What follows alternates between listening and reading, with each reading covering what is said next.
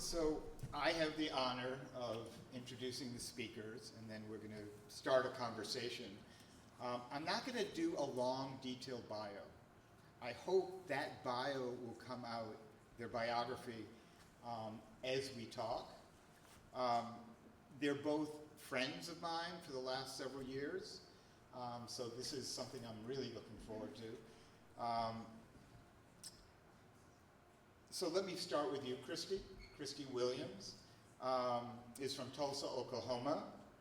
She's an organizer, a community advocate, a mother of 2 grown children, and an artist committed to uplifting her community. At a time when the news here and around the world can feel overwhelming and even hopeless, Kristi is someone people turn to for her clarity, her compassion, and her courage that doesn't just inspire, they move people to take action. And Raimund, who lives in Leipzig, his personal and professional work has revolved around the concept of civic courage. He, like Kristi, is also a parent, a remembrance activist, and a staunch defender of democracy and human rights, and a deep connection to Germany's past. So, we're going to start a conversation. I think all of you have a why, why you do this work, and you all have stories. So we're going to start with stories from each of them about a person, an event, something that really helped encourage you as a young person to do your work. Where did your why come from? Let's start with you, Kristi, go to you, Rana. Well, my why, my great aunt Janie was in the 1921 Tulsa Race Massacre. And she was our babysitter. Whenever my parents were away, we stayed in Aunt Janie's. And at Aunt Janie's house, we thought she was just this mean old lady. And she had this brand new floor model color TV that she kept the settings in black and white. And when my sister and I, we would go over there and we just want to watch Scooby-Doo. And I would ask, Aunt Janie, can we change the settings to color?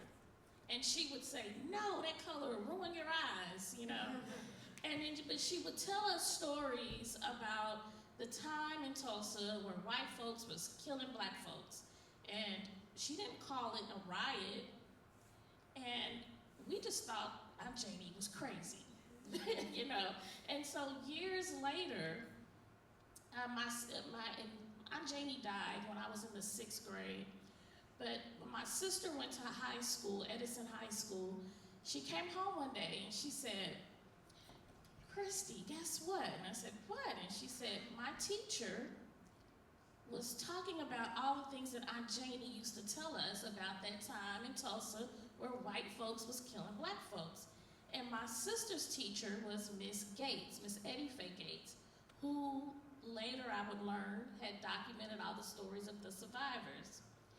And so a couple years later, I was in the house at home and the news was on. And I saw attorney Johnny Cochran, Charles Ogletree, and I saw Miss Gates and sitting there with these survivors. And they were telling the stories that Aunt Janie talked about. And I was floored. I mean, it hit me like a ton of bricks. And I said, Aunt Janie isn't crazy. She's not crazy. She was telling us the truth. And so I was dragging my parents around to the town hall meetings, every meeting they had talking about the race massacre, I had to be there. So, kids my age was going to the dances at the Y, they were going to football games, basketball games. I was trying to go find out and try to fill in the gaps and what can I do to redeem Aunt Janie felt I owed it to her. And I had to tell her story. I had to do something to some type of justice or something. So that was one of my why to that. And then also in that search of trying to fill in the gaps, I became friends with two of the survivors, Otis T. Clark and Wes Young. And so sitting with them, talking with them all the time, and I remember when they got the chance to go to the Supreme Court to tell their story to Congress. And they were so excited. Wes Young was so excited. And Wes Young, he loved it's the ice cream. We have an ice cream chain called Brahms in Oklahoma. And he loved butter pecan ice cream. And so anytime he wanted to talk to me, you had to get him that ice cream, butter pecan ice cream. But he was so excited about going. And when he came back, all they got was this medal. And you could see the lights just go out in him. Just go out. And in Greenwood, we have they built a baseball park there in like 2010. And over Mass Grave, which we'll talk about that later. But on Friday nights and Saturday nights, they have these big fireworks shows, and he would always talk about how disturbing that was, because the Tulsa Race Massacre was not only burned, homes were burned, people were murdered, they came back and bombed it. And so that was a trigger for him. And so knowing all of that, that's my why. Yeah. That's my why. So, since there are people from the United States who might know that history pretty well, and people from Germany that might not, could you give a little more context to the race? The Tulsa Race Massacre was one of the most deadliest attacks on U.S. soil. My brother, Dr. Carlos Hill, has written about this massacre for a very long time. So get his book if you have not to learn more about it. I'm gonna start here with the massacre. In 1918, the Sons of the Confederacy, which are the Klan, let's just call it what it is, they had their convention in Tulsa, Oklahoma, and they raised $100,000 to have this conference, this convention. That's a lot of money in 1921. And as stories say, when they came here, they saw how prosperous Greenwood was. And they said to the mayor, how could you let your niggers live like that? Now, this was a time, this was 1918, 1919, you had the Red Summer throughout the South, so you started to see these massacres happen in these prosperous black towns throughout the South. And so I'm starting there because this was premeditated. On May 31st, 1921, and let me just go back again to these riots. I hate to call them riots, massacres. When I say massacre, these massacres that happened throughout the South, they all had one common denominator. They always said it was a black man who assaulted a white woman. And that was the reason that they would start killing and destroying these black communities. Tulsa was no different. There was a story, Dick Rowland was in an elevator with Sarah Page, and they said that he assaulted her on the elevator. And we would later find out that they were actually in a relationship. But that was the story, that he assaulted her. And a massacre started to happen. It went out in the newspaper that they were going to lynch Dick Rowland. Well, World War I veterans, black World War I veterans, said we're gonna go and protect Dick Rowland. So they all marched to the courthouse downtown with guns to protect him. And a fight broke out when they got there. Well, when they got there, they saw that there was 1,000 white men who has been deputized at this point. And so you have black World War I veterans and and white citizens of Tulsa meeting together. And O.B. Man, who owned a grocery store in Greenwood, he had a gun, and this white man said, "What are you gonna do with that gun?" And he said, "I'll use it if I have to." And they had a fight, and the gunshot went off, and that's when the massacre happened. The massacre killed over, well, the reports in the paper says 35 people, 32 people were murdered. It was more than that. It's hundreds of people who were murdered in this massacre. It was $2.5 million in claims from Black citizens. None of those claims has been paid. And the reason why is they called it a riot because it implies both sides took part in it, so the insurance claims wouldn't pay for it. And so that's why we fought to change the name riot to massacre, because words matter, narratives matter. And so we had all this devastation, and today we are still pulling remains from mass graves. I also served on the Mass Graves Oversight Committee for the City of Tulsa, where I've actually helped pull remains from mass graves. And the day that I volunteered, I carried 8 remains of children. The anthropologists say they range from ages 3 to 10 years old. And the goal was to get the DNA testing so we can find out who they belong to give them a proper burial, and then go for justice. And when we would carry them, we had them in these cardboard makeshift coffins. And we would carry them out in like a pallbearer fashion, 6 of us, and we would sing and pray as we carried them a half mile from the mass grave to a makeshift lab that was on the grounds. And we would do a silent prayer once we got them in there. And I made a commitment to each of those children that I carried that I will find out who you belong to, and I will fight for you. A few weeks later, the city said, we're going to rebury the remains back in the mass grave. And we said, no, it's too premature. We haven't done the DNA testing yet. We're not gonna do this. So we had an emergency meeting. We met for 3 hours. We voted unanimously to not do the reburial. That was on a Tuesday night. Friday morning, we get a call that they are reburying the remains back in the mass grave. We rushed down there. When I got there, there was this guy in a kilt playing a bagpipe as they were putting them into the mass grave.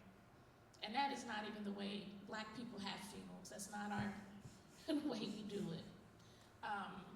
And so that totally changed me too, because I had these babies in my hands, and I made a commitment that I would make sure we find out who you belong to, and that I would fight for them. And as quick as I had them in my hands, the city of Tulsa took them back. And so now that we have a new mayor, we are still in a process of finding more remains to where the city said there was none. We have 76 that we have found. We were able to get 6 back to families to reconnect them through DNA testing. But there is still a long way to go. And that is just one of the mass graves out of multiple. Thank you. We're going to get back to your story, and there's so many things that you're doing in the community, so we might be weaving them, through our conversation.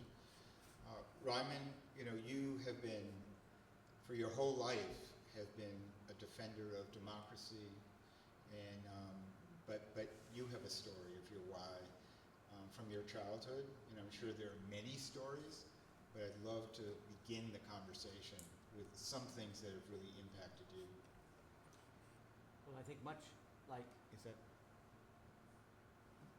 I think this will work better. There's a lot of similarity in terms of the impact that family history can have on getting into remembrance work. You talked about, redeeming your aunt. And for me, very early on, it was about redeeming my grandfather. who was a Lutheran minister in the church in Leipzig, the Nikolaikirche. And in 1935, he preached against the Nazi ideology, calling it out for being idolatry and also for being unchristian. And so he was taken in by the Gestapo together with 30 other Lutheran ministers and put in a concentration camp in Saxony near Chemnitz. And this story was always out in the family. I never got to meet him because he died 4 years before I was born. But that story of my grandfather was out there. And it was a story of resilience because 1945, after liberation, he bounced back from the experience of hard labor in the camps and got into politics and also represented Leipzig in the state legislature until his death. So I have a somewhat unusual childhood because my parents took me to India when I was 3 years old. My father's also a Lutheran minister and he worked in India. And so I was put in a school. I was put in a, there we go. So I was put in a school with American missionary kids, a lot of American missionaries in India in the 60s and 70s. And I was put in a school, as a German kid in an American school. And, as a German, it wasn't always an easy thing. I was given quite a bit of grief. Hogan's Heroes, was sort of what kids knew about Germans, and I would come into the classroom and it would be like, people, doing Colonel Klink on me and stuff like that. But like second or third week of when I was enrolled, one of my classmates comes up to me and says, "Ha ha ha, we beat you in 3 world wars. You lost 3 world wars." And I'm like, now I'd never heard anything about this, but I went home crying in the evening, and my mom said, she was, totally composed, and she said, well, the truth, it was only 2, right? And then she looked at me straight and she said, and it's good that we lost the second one. And I'm like, why would you want to lose a war, right? I mean, what's good about losing a war? I asked her, I said, I don't understand. And she said, well, it was evil people who were running the country. And if they had not been defeated, they would still be running the country. And so it's good that we, as Germans, lost that war. So for me, growing up in that kind of environment, it was something that formed my identity in terms of being part of, that German tradition that did, in spite of everything, that did, put up resistance to the Nazis. And so that was an important sort of, family point in my history that I could positively identify with, and it's ultimately what also got me involved in politics, is this identification with the so-called other Germany, the Germany that did try until the end to put up resistance to Nazism. Well, I mean, you also have a complicated history, or your grandfather, and so there are many, again, layers to your identity. Could you talk a little bit about your grandfather's Jewish identity? Yeah, it's a very interesting story because, my grandfather preached against the Nazis, but he was also put in the spot by the fact that he was, according to Nazi race theory, half Jewish. He was a Lutheran minister. It's a crazy thing to, come and say, well, you're not a Lutheran minister anymore, you're half Jewish. But that's what, race theory did. And the race theory was like a sort of a blood dilution theory that, if you are half Jewish, then your blood is diluted further, and then you become quarter Jewish. So according to Nazi ideology, I would be 1/8 Jewish. So I wonder, which part of me is it? Probably my head, right? But this meant for actually quite a few Germans, more than the people who were like outright Jewish, that they were ostracized, that they could not hold public office, for instance. Like even quarter Jews could not hold public office in Nazi times. And my grandfather was basically, the Nikolaikirche, the congregation split in the sort of German Christians who believed in a Germanic Christianity, and those who were with the confessing church. Most of you will know the name Dietrich Bonhoeffer, who founded this, and so my grandfather, was part of that sort of movement within the church, but it really split the church right down the middle, and the congregation as well. At the end, my grandfather was only allowed to preach for Christians of Jewish descent, okay, but not to Aryan Christians. Right? So it was always clear to me, that National Socialism, was a racist theory. I mean, that's the only thing that made my, Christian grandfather, a Jew again, because race theory called for that to be the case. Now, in terms of family history, my great-grandfather, Jewish, married a Gentile, very pious Protestant woman who raised my grandfather, and so he studied theology and became a Lutheran minister. But the Nazis came and said, well, race theory applies, and you can no longer preach in your church. Thank you. Kristi, your story is so powerful. How Aunt Janie framed and how she influenced and how she brought you along, but you brought yourself to the community with that commitment and passion.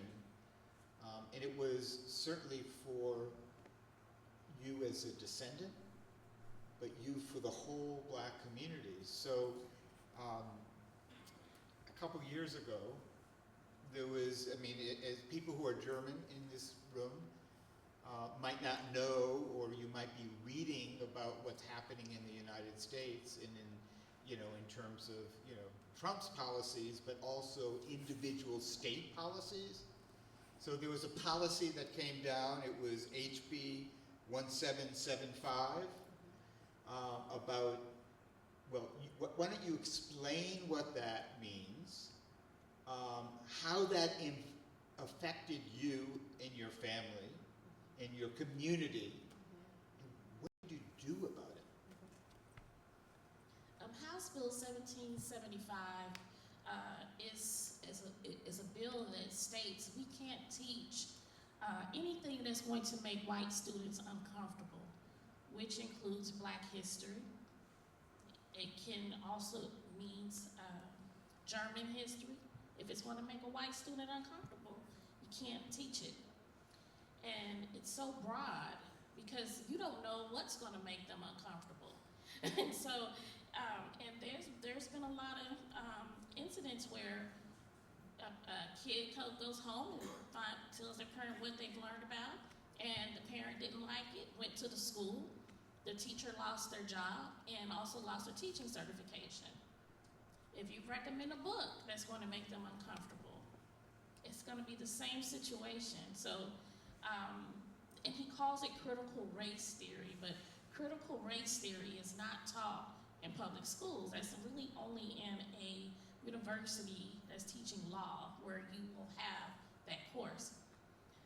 So again, this is like legislation based on a lie that we're dealing with, but not only has this legislation has happened in Oklahoma, it's happening in 22 other states. 22 other states, that's almost half of our states in the United States. And in Oklahoma, we have a little over 100 books that are banned. And across the United States, over 10,000 books has been banned. In a lot of those states, one of those books is The Diary of Anne Frank. Toni Morrison, The Bluest Eye, How to Kill a Mockingbird, The Lord of Flies, you name it. If the author looks like me, it's pretty much out of there. And this is over 10,000 books. And Mark, what it did, it pissed me off. Because sometimes you don't, I always say, if you're not mad enough, you're not paying attention. If you're not mad, you're not paying attention. And I don't have a teaching certification, so, but I said, you know what, I'm gonna start a school, and we're gonna teach Black history. And I started that in 2023. I had 120 participants. Today, I have 388 participants coming to learn Black history from all walks of life. And when I had my 2024 fellowship, we went to the Burning Book Memorial, and it moved me so much, and it inspired me that I said, you know what, my school needs a banned book library. And so Kent, my friend who I met through the fellowship, he knew a book distributor. And so my Widen the Circle folks got together, and they gave me every book that was banned in Oklahoma, and not just one of each title, but 3 of each title. And they still do it. They'll send these newsletters out and things, and people will send me books. I get books sent all the time. Now our library has over 1,500 books of banned books. My goal is to get all the books that are banned in the United States. And one day we'll get there. My son calls me the book smuggler, which I will happily take that name. But it just shows you don't have to look anywhere for someone to help you. You are, you have to just rise up to the occasion. And if you don't know how to do it, you can figure it out. There's Google. There's other things. There's people you can talk to and get help with. But I had to do something. I just got pissed off. I'm still pissed off, so I'm still doing it.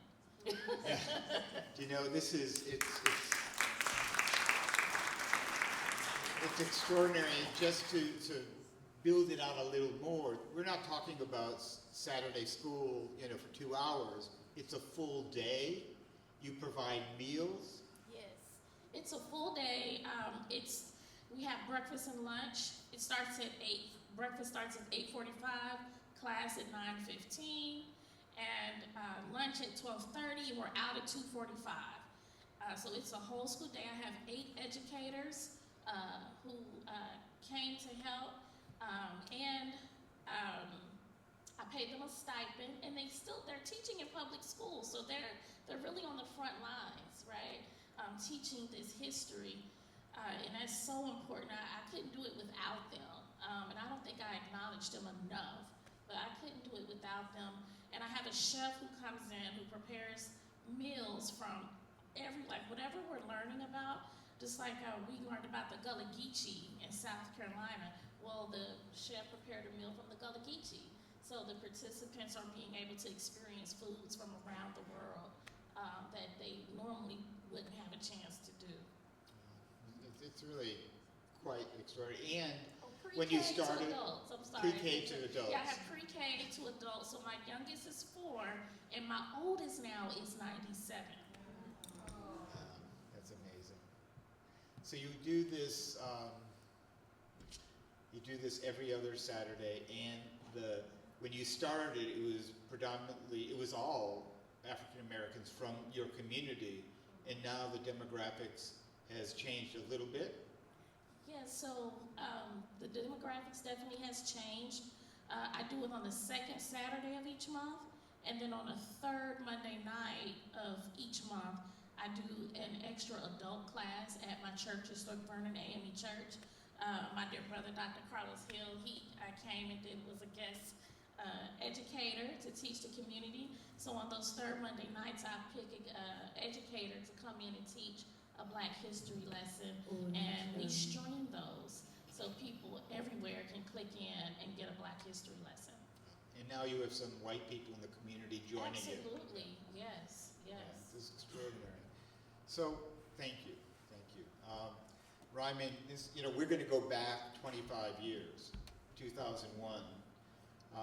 There was, you were living in Leipzig, and that surrounding community, and on your street things started to happen.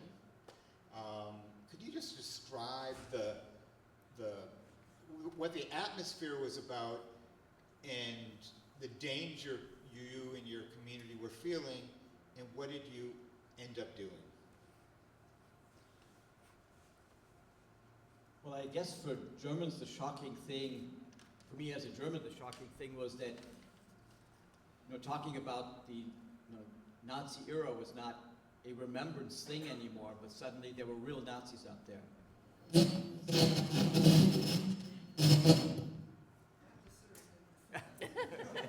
I was wondering. Hello? I think everything is this on? Okay, this is on? No. Okay. Yes. How about this? No. Okay. So, not on? No, it's on. It's on now? I think I just need to hold it closer to my mouth. So again, when I was a student, etc., studying history, we studied, National Socialism as a thing of the past, remembrance culture, how to deal with it. And suddenly it wasn't a thing of the past and no longer a thing of remembrance culture. It was a thing of renewed reality, attitudes that I thought, were gone.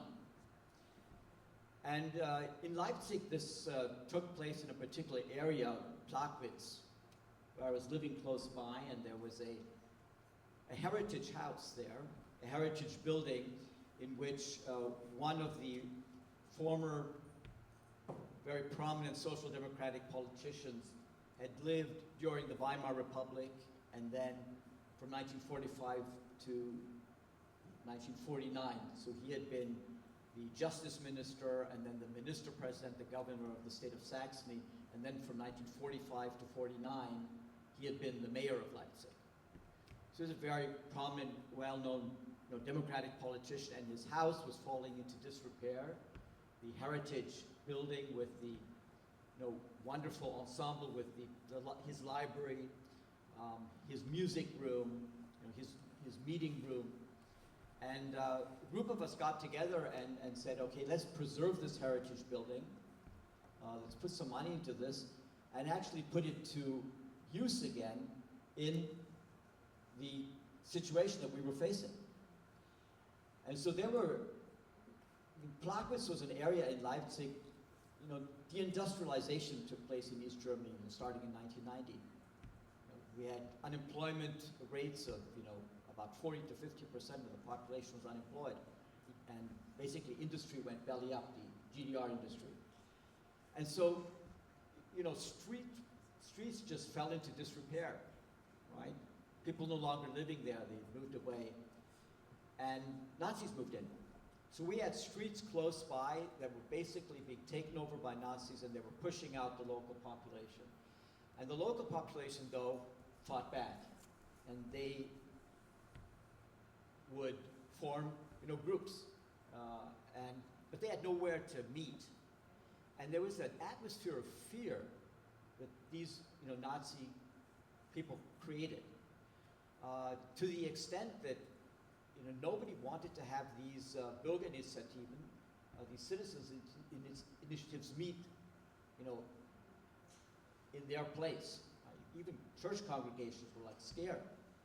So that was the first thing that we put this building, this heritage building, to use, was just as a meeting place for some of these groups. And they fought back, and Plagwitz is now a totally different place than it was in the late 1990s and 2000s. But there are still places out in the country where this kind of, day-to-day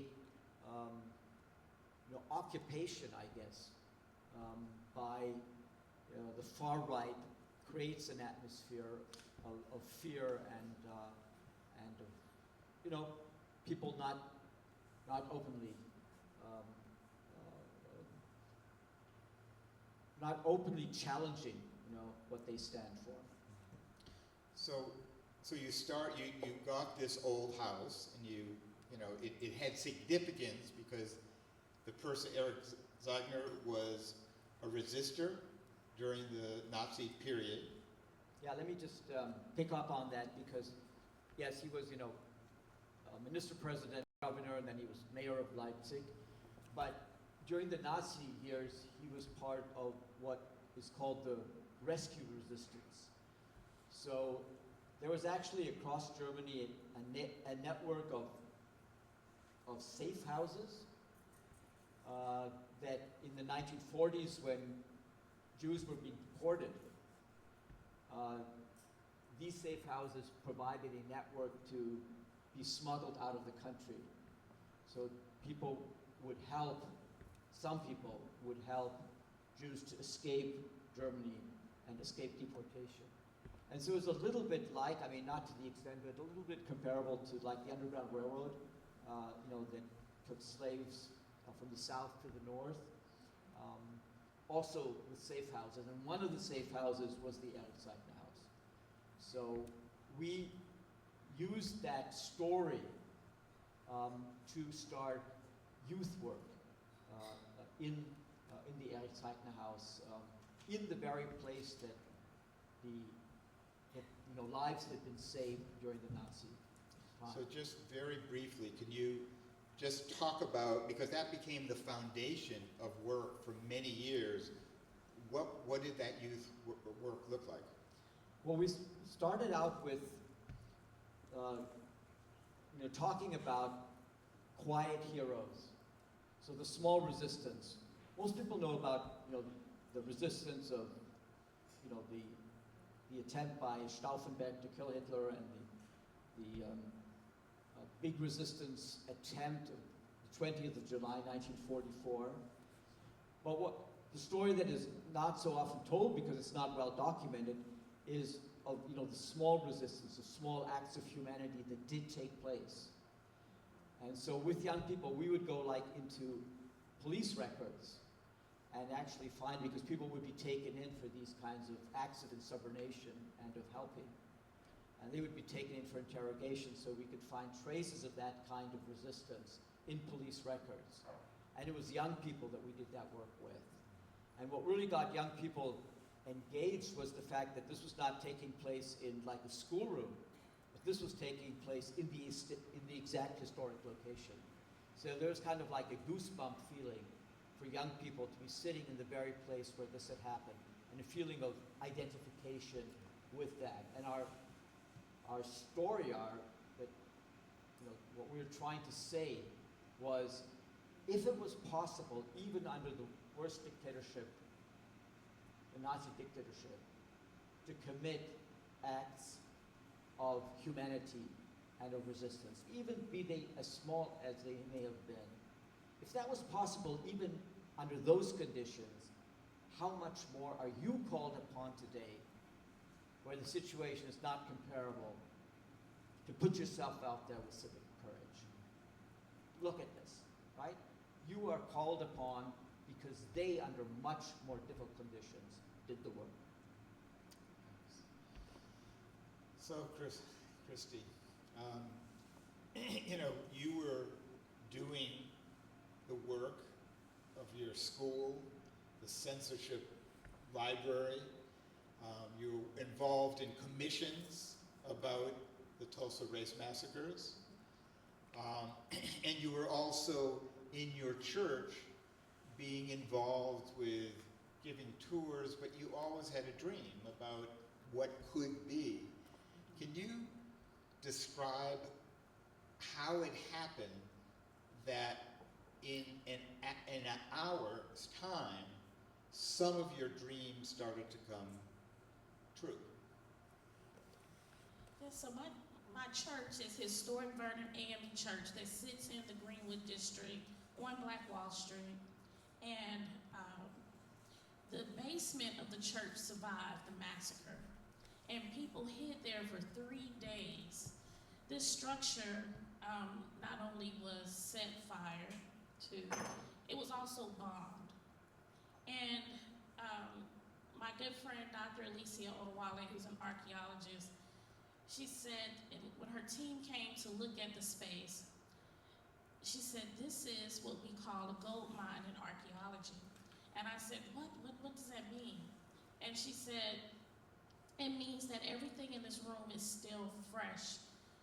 The elements haven't been in this room. The one thing that they look for, archaeologists, is nails, because nails help them to predate things.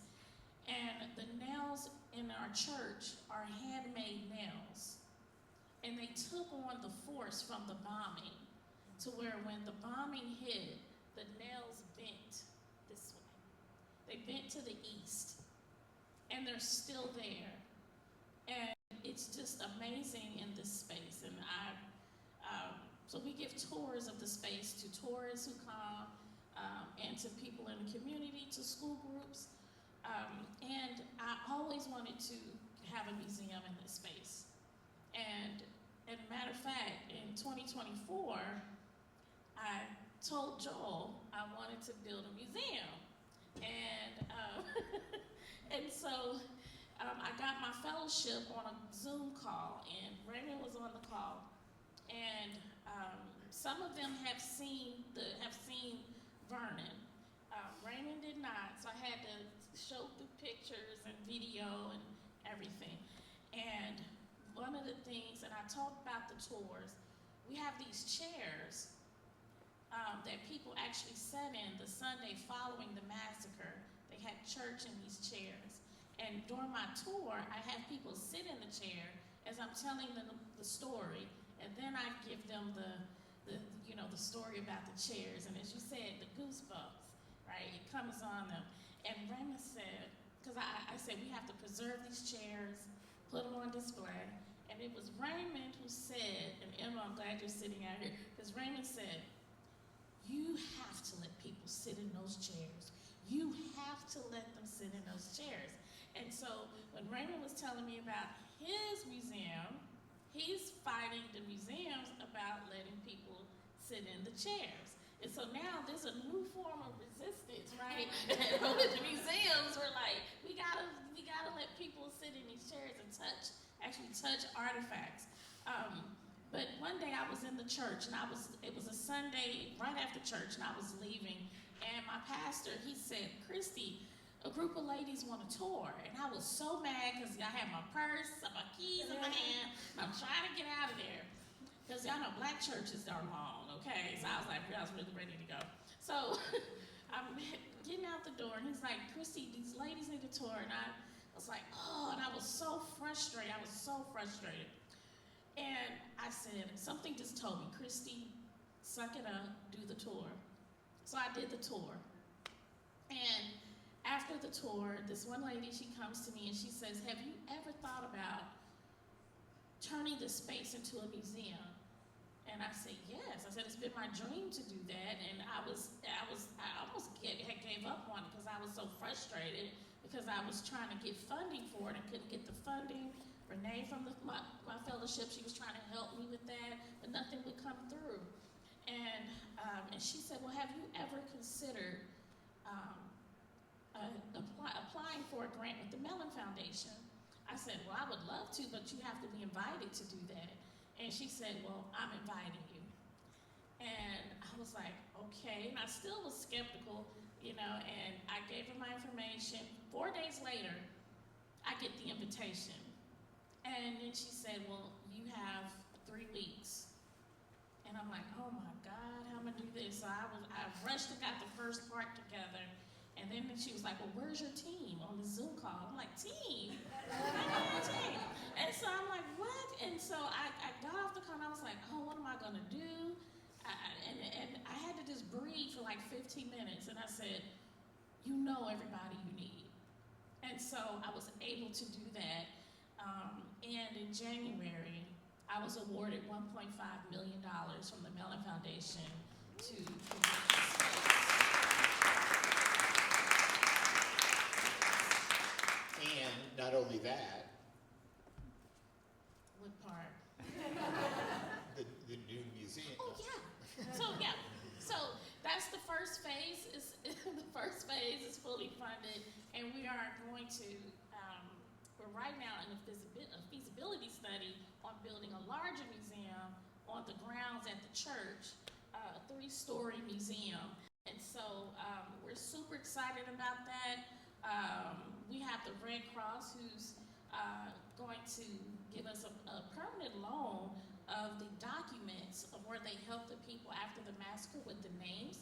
And so it would live there in that space.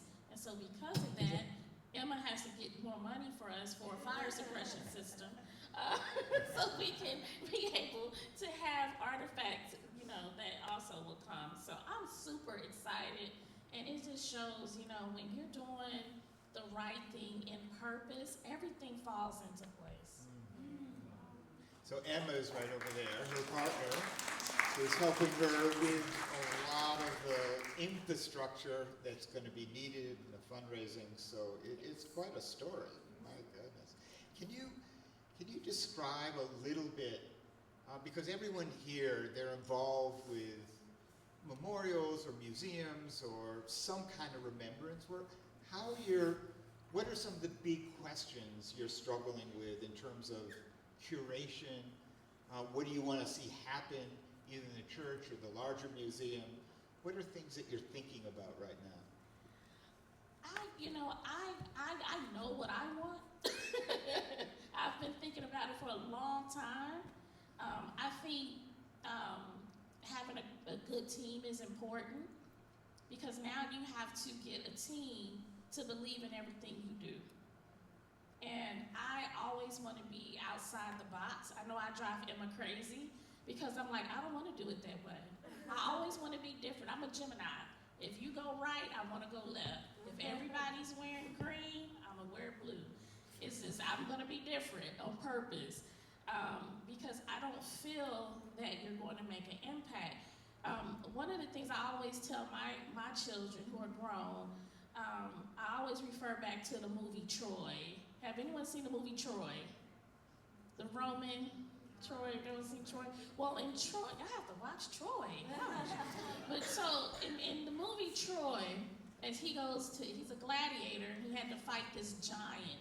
And the kid in the film says, I wouldn't fight that giant if I were you. I wouldn't do it. And Troy said that no one will never remember your name. And so I want to be remembered for my work that I do, because I don't want it to be in vain. And it's not that I need a title, I don't want all of that. I just want my work to be impactful. I want to live out my eulogy while I'm alive. Wow. So, yeah. It happened. It's happening. It's happening.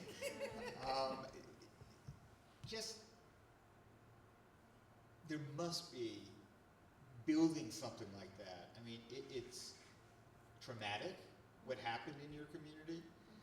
Can you talk a little bit about is this for the descendant community, the relatives of the people who witnessed this or were part of it, or families? Is it for the outside community? And how do you deal with the heaviness of the topics? Because everyone in this room is dealing with heavy topics. I think the heavy topics is just, it's just what it is, right? We just have to move through it. But the museum is, of course, for descendants. It's for my Aunt Janie. It's for people, for tourists to come to experience and learn the story. And it's so important that I want this to be descendant-centered, descendant-led, because it's so important that we have a space to tell our story. I always quote the African proverb, until the lion learns to tell its own story, the story will always glorify the hunter. So it's important that we document our stories, because oral history is important. And we have to teach communities how to document those oral histories. I just worked on a project with Carlos, Dr. Carlos Hill, with National Geographic on how to, it's a story map. We call it a story map to teach communities how to document and preserve your stories, because it's the times that we're in now, our history is being deleted. And so we have to not only learn how to document them, but how to preserve them. And you can't wait on anybody to do it. You gotta do it yourself. And so it's important that we created that toolkit to teach communities how to do that. But in this space, we call it the burden witness, because the church witnessed what happened. This structure witnessed. There's a lot of architecture, especially through Berlin, that are witnesses to what happened. They're bearing the scars of what happened. So architecture is telling these stories. And so you have to point it out to people. Because I have more years behind me than I do in front of me. So I have to leave something behind for the story to still continue. And our story, for us, by us, that's so important. It's so important because there's so many different narratives out there that are not right, they're wrong, but we have to start creating museums ourselves that's not dependent on government, because you see what happens. You get someone like the Orange Man number 47, things get deleted, our history is distorted. It's crazy right now. So this is a time, one thing I can say under this administration in the U.S., it has taught me that we have to protect history. Protect it. Not just preserving it, but protecting it. Yeah. Thanks, Kristi. So Raimund, you're in a new phase with your work at the Eric Zeigner House, and can you describe it and what you hope this new phase will bring in this particular moment that certainly in your community, the little I know, the rise of the AFD is very strong. What is this going to be? Well, Kristi's So, well, Kristi's so right. We need spaces, we need buildings. This is a fight for territory, okay? This is a physical thing, okay? So we need to create these spaces, the buildings, the institutions, right? And safeguard them. But we also need to open them up, right? We need to make them accessible to people, to the public. And that's the new phase. So like in the first phase, we were using the Eric Zeigner House and the historic rooms as a place to do youth work, okay? So bringing people and doing remembrance work in the actual place where history happened. But, you can do a number of youth groups and, you're not really reaching a whole lot of people. And so the idea was, since the house was falling apart anyway, was to really do a complete reconstruction of the entire building, the historic garden, turn it into a green classroom, integrate the garden and the historic building, and just create an absolutely new space that we would open up to the public. And I mean, by public, including tourists, right? Have people come to Leipzig, right?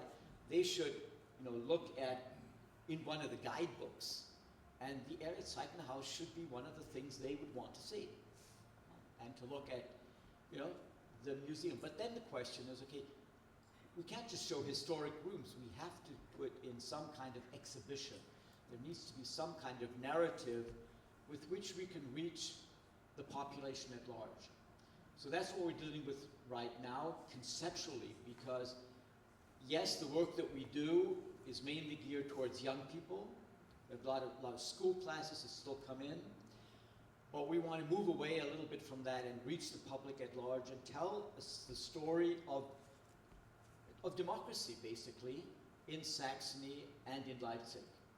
So I believe strongly that in Germany, it's important also to tell the stories of democracy's success. Okay, the struggle has not been in vain, and it will not be in vain if we keep telling the stories of, resilience, preservation, bouncing back, right? And maybe, winning our struggles. We haven't lost yet, right? Right?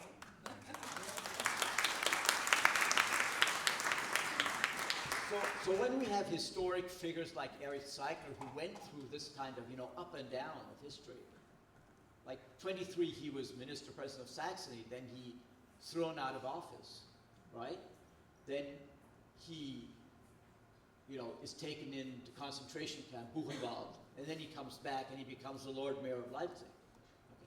So we have these stories that are not linear, but they're dialectic in the sense that they go back and forth. And so the moment that we're now is contradictory. Now, some forces are pushing this way, but the countervailing forces are also pushing against it. And the question is always, where are we in our force and in respect to the forces that are pushing against us? So I see this as sort of a physical force and counterforce thing, where we have to keep on pushing. And part of our push now is to create a museum centered on the life of Erich Seidler, but looking towards the question of democracy and the struggle for democracy, and ultimately a successful struggle for democracy. So, what I'd like to do is open this up, because here we have two people who are doing this work, yet it could have been any of two people who are in this room. You're all doing this work. But let's open it up for if there's any questions from them, any comments from what you hear, how you think about resilience. I think you sort of could tease it through. I was going to ask them a question about how do you think about resilience in your own life, but in some way you answered it, not completely. So let's open it up. Can I have one of your three working microphones? And you can just... any questions? What's your...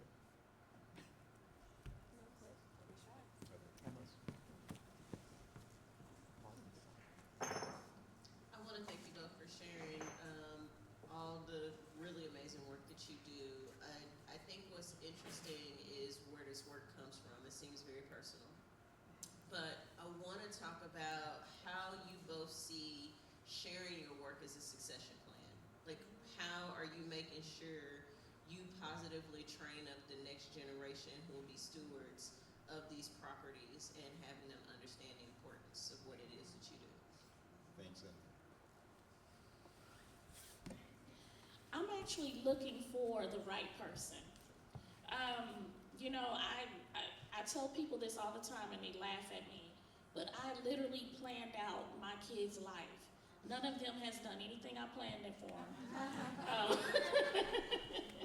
And I have learned as, growing older now, I'll be 51 next week actually, and I've learned that your kids have to find their own way and make their own decisions about their life. I can't do it, they have to do it. So it's important that you find people to train who wants to do that work, who has a passion for it. Because this work, it wears you out. And when you use the word resilience, I struggle with the word resilience. Because I am a symptom of resilience. I'm overweight, my blood pressure goes crazy up and down, I have headaches all the time, I get stressed out. That's what resilience is. Yes, my ancestors were resilient, yes. But I want to move people to thrive. I want to thrive. And so finding that person to train with that mindset it's going to take some time, because right now our young folks are not, most of them are not focused on this type of work, and they don't want to put that commitment into what they're doing. But I'm waiting on that person. I do believe God and my ancestors will bring the right person to carry the work forward, and in their way as well. And so just got to find that right person. When that right person comes, I'll know it, and I'll be able to do that. Yeah, I didn't Let know Al first. if Raimund. I just wanted to answer it just a little bit different, because I think that doing the work means also division of labor. We can't do it all ourselves. I can't be the person that is like the only face of the Eric Zeichner House, right? I don't want to personalize it too much, and I think you can parcel it out to different people to do different parts. It doesn't all have to be us. And so you have all your different projects that you're doing, and you have people leading those projects, and together I think that's the way you carry things forward. Yeah, my name is Katharina Oguntoye, and thank you very much for your inputs. I just really, it opens my heart to hear my peers, in the work of activism and, making a better world. Thank you. So I wanted to join in because I have passed on my association. I made Jolly Bar. I was part of the founding the Afro-German movement, and I had an association that I led for 25 years. And the young people who took over, I was so lucky to find them, and that they did take over after 25 years. That happened first, they worked together, as you said, you worked together with them, and so they learn on set, yeah. And also we came from nothing, like you said, we came from nothing. So we had to learn by doing, and step by step. So you have to have the believing that your successors will also learn, and that they're capable and to do that. Yes. So it's all about supporting them. And the one main thing, when I had to step out because I got sick, and they stepped up. They took the responsibility, so I was lucky that they did that two young fellas, a woman and a man. And I cannot imagine, who this is. You have to go, as you said, the ancestors will send them to you, and then you have to open the space. And then always when I thought, what the hell are they doing? Oh God. And I said, wait a moment, it's not your job anymore. Give them the space, And that was so important because, you, of course you can always do it this way or that way. And but the main thing is that it's now 10 years nearly that they took over, 8 years, is that I did always do the consultation. Consultation. I passed on what I had learned and how I did it and what the obstacles were and stuff like that. But I left it to them how much they want to take, and they did take it. They did take it with them, and they did their own thing. And what I so love about it is that they have the same essence. Yeah, the essence of we are an association that does social work and culture work, and we are very it's like accepting consultation. That's it sounds simple or complicated, but it is very important that the people who we help feel accepted, right? Yeah. And they have this atmosphere, and all the workers, they come by word. They have multiplied the organization, and so I just want to say they will come. And then you have to give them the space. Yes. You have to say goodbye. Yes. Other thoughts, other questions?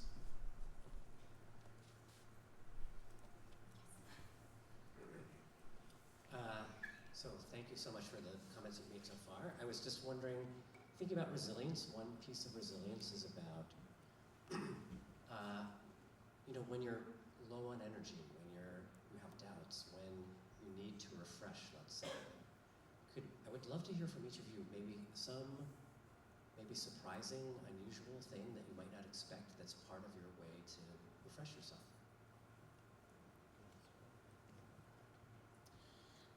To refresh myself, I love to paint.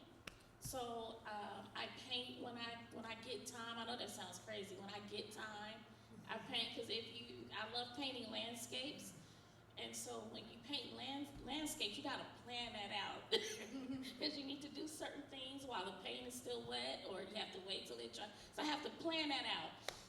But I love painting. That is a way for me to refresh. I love to just watch the episodes of the Golden Girls without interruptions. Reading. Those are times that I like to when I need to refresh. But I don't get to really do that as much as I would like to. I know that sounds crazy, but I don't. But those are the way I like to refresh. Yeah. I would like to highly recommend cooking. Not liver. So I took both of them to a German soul food place yesterday, and I suggested Leber Berliner Art, but they wouldn't touch it. So I suggested Sülze. They didn't really like that either. So I think you had Roulade, and you had Kraut, because, yeah. And I had the liver Berliner Art.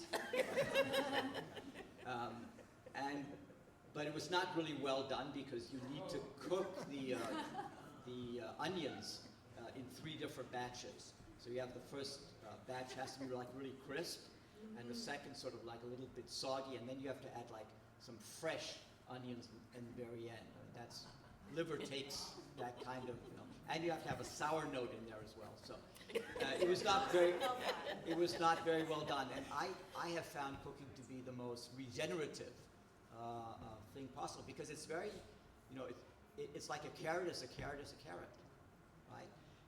And you've got it in your hands and you're doing something, but the nice thing about it is when you're finished with the meal, you eat it and it's gone. And it's, the opposite of politics, where you could be working on something for 50 years, for 100 years. Yes. Like in Germany, we still have a school system that, comes right out of the Kaiserreich, right? With 3 school, with basically a lower class school, a middle class school, and an upper class school called the Gymnasium, right? And we haven't been able to change that for 100 years. And changing a law is a long and painful process. But boy, when you're in the kitchen, you cook something, it's good, you eat it, it's gone, and it's instant success, and that always fires me up again. So I'm going to end this because I know that, Carlos, do you want to, who wants to say something? Okay. I'll, put some closure on this and add my issue. I mean, for people who don't know, I've, spent my whole career doing this type of work with adolescents. And for me, it's about community. I teach right now the Institute of Nonprofit Practice. I'm on the faculty, and we convene nonprofit leaders, and they really want community. It's not what I teach, that anyone can do. It's just how do you facilitate community, have people who feel, so certainly in the States right now, I mean, we have people who are working on homelessness, we have people who work on food insecurity, we have people who are immigrants who are being taken off the street, and these are the people who are running these nonprofits, and it's tiring. But to have a community that you can lean on for support, and that's what, Widen the Circle does. So, we shouldn't take it for granted. So this mic is between us and the food. And so we're going to end this, but with a huge appreciation for Kristi